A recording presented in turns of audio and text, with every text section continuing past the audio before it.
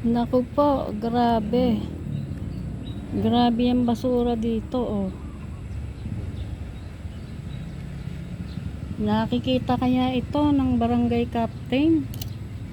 Doon sa may gawing riles ng Taal o gawing eskwelahan ng Taal Elementary School. Nakapaskil doon, bawal daw ang magtapon ng basura sa patubig, sa irigasyon. Bakit dito ganyan? Grabe ah. Saan ang gagaling yung basura na yan? Grabe, sako-sakong basura. Nakikita ba yan ng ating barangay tanod, ng ating barangay captain? Yung itsura na yan. Dito pa naman yan sa tapat ng barangay. Grabe ah. Samantalang doon sa gawing Taal High School di naman ganyan. Tsaka sa may release ng Taal.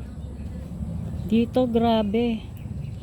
Pansinin nyo kung ano itsura, sako-sakong basura, oh.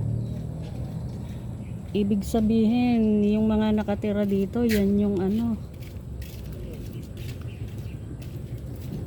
Yan yung mga pasaway. Kasi dito nahaharang ang basura. Oh, grabe. Buti nakakaraan pa ang tubig.